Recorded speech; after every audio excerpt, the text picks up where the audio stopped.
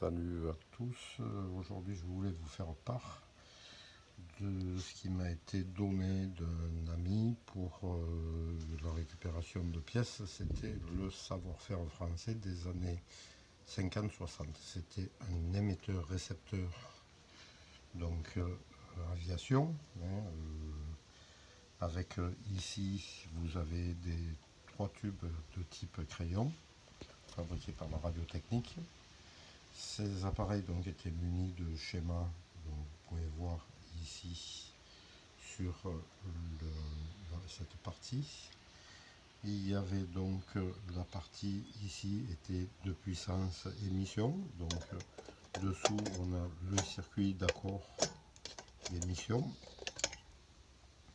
avec des CV motorisés pour accorder sur les fréquences qui étaient donc pré-réglées. Et donc ici on voit deux moteurs, un moteur probablement pour la marche avant et un autre pour la marche arrière, et un système donc de plot pour le comptage du positionnement des CV. Donc c'est des CV 3 cages. Ici il y a des tubes de puissance donc qu'on peut extraire en faisant pivoter, en tirant sur le tube. Et voici donc le tube, comment il se comporte. Alors en bas on a les deux plots pour le filament. Ensuite on a la cathode juste à côté. Donc la cathode c'est ça, la grille, et ici l'anode qui était en contact avec cette partie là. Donc cet appareil était muni aussi d'une partie FI donc qui était modulaire. Tout est modulaire et se défait par des vis qui sont ici. Ici on peut extraire cette partie de l'autre, et ici donc pareillement il y a une vis là, une vis là, une vis à chaque angle, et donc on a le module ici qui sort complet. Et on a les deux chaînes FI ici avec le traitement audio ici. Ici ce sont des petits modules audio. Donc ici vous avez des tubes miniatures. Donc le travail était quand même parfaitement bien fait. Ici dessous donc le schéma de chaque fréquence intermédiaire, et ici les connecteurs qui reliaient les tubes sur les petits modules. Ensuite on avait ici le modulateur ici qui fait 20 watts. Donc cette fabrication était française de la marque Saram. Donc ici il y a 4 tubes, c'est des tubes qui étaient professionnels, qui correspondent à l'EL90, et ici donc on a 4 tubes miniatures qui sont des triodes et une diode pour le limiteur audio. Et il y avait aussi un générateur 1 kHz pour la modulation, pour le morse. Voilà, donc comme c'était de la M, il y avait à l'époque pas de... il modulait sur 1 kg.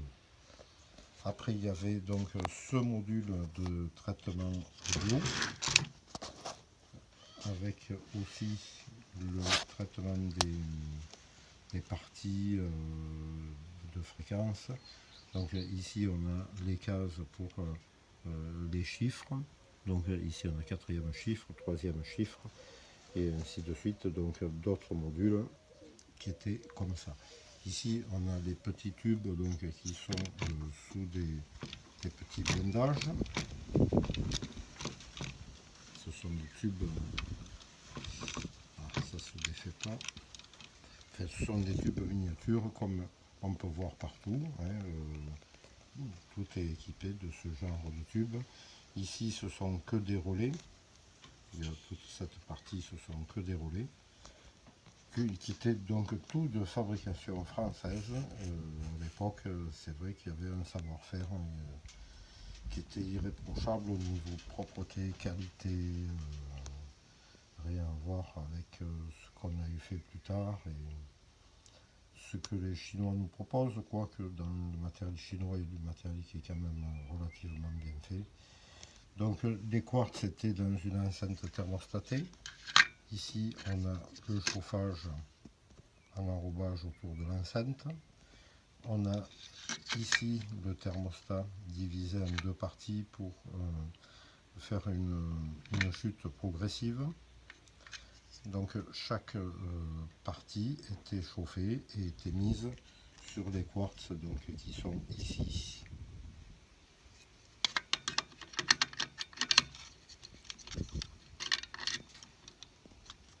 Voilà, ça se présentait comme ça. Je me suis trompé parce qu'il y a un connecteur, voilà, le connecteur d'alimentation du chauffage de l'enceinte. Voilà. Donc c'était comme ça, donc ici on a le même module que celui-ci, avec des quartz aussi dedans. Voilà donc le travail du savoir-faire français, la beauté de ce matériel est quand même assez surprenante et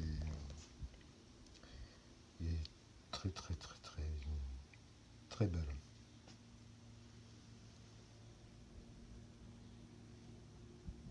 Donc tout était raccordé avec des fiches BNC et la terminaison se faisait par une fiche N pour aller sur l'antenne. Voilà pour cette vidéo et je vous dis à la prochaine fois.